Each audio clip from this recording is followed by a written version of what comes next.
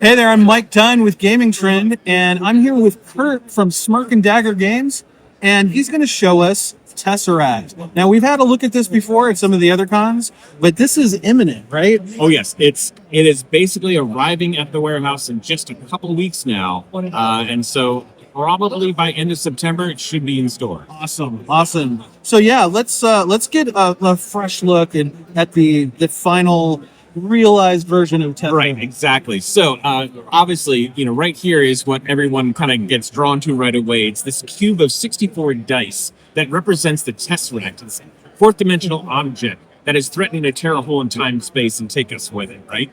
So our job is basically to defuse it, shut it off before that happens. And importantly, what we have to do is we've got to fill this containment matrix completely.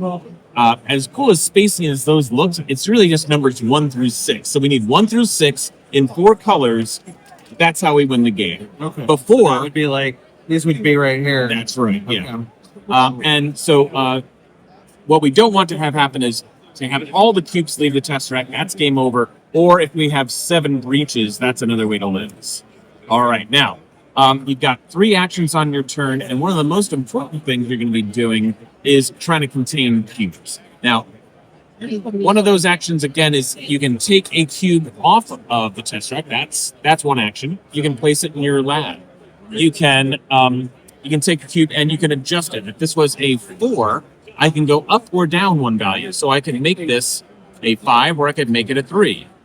Now that I've got a run, 2, 3, 4, and or it could be just, a set of 4s, 3 4s. But now I've got to run 2, 3, 4, and it's all different colors. It could be all the same colors, but it's got to be one of the 2.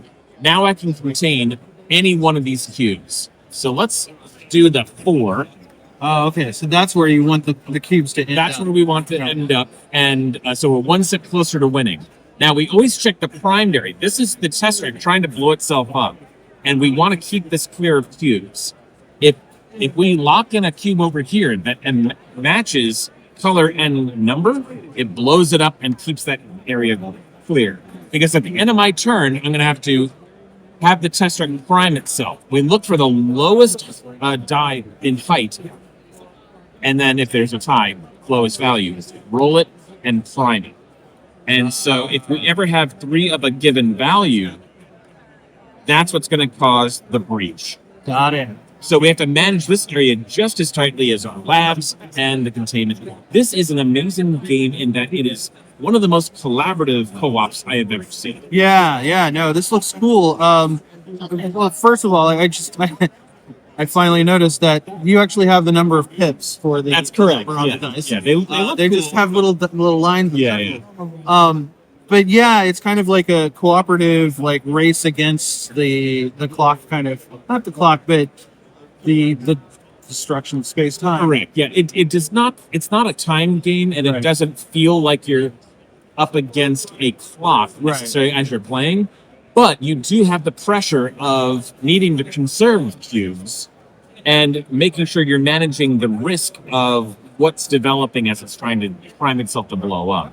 But what makes the game really stand out is that there is no downtime. Everyone is actively talking about everyone's turn because it is truly collaborative. People will miss things. The difference between the solo game and the 4-player game is that if you play solo, you don't have the benefit of having their insights. Right. And you're going to miss a lot of opportunities because there's just so much going on. Now, as you take them off of here, like Yeah. what would make something happen that would get you down that low? Well, so again, the Tesseract hunts for the lowest height cube. Right. So if it's the end of your turn, it's going to now find the purple 2. It's going to remove it. It's going to roll it, and we've just breached. There we go. Now, the trick is it's also revealed an icon here. That is always terrible. And this tells us to go ahead and prime the next lowest right now. Oh, wow. So that's going to be this purple 2. And we're going to prime it. If it's another 6, we get another problem. No, that's a 1. But now, as we can adjust these in our lab, we can also adjust these. I can make this a 5 for one of my actions.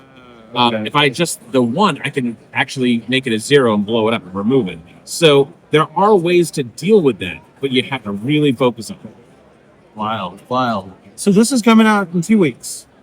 It'll be at my warehouse. At your warehouse in 2 weeks. So you don't have it for sale at Gen Con. I do not. We have media copies that we're handing out, but not for sale yet. Okay.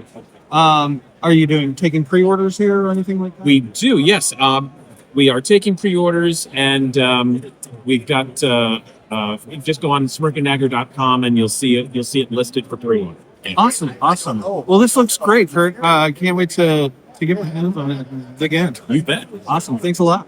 All right, thank you.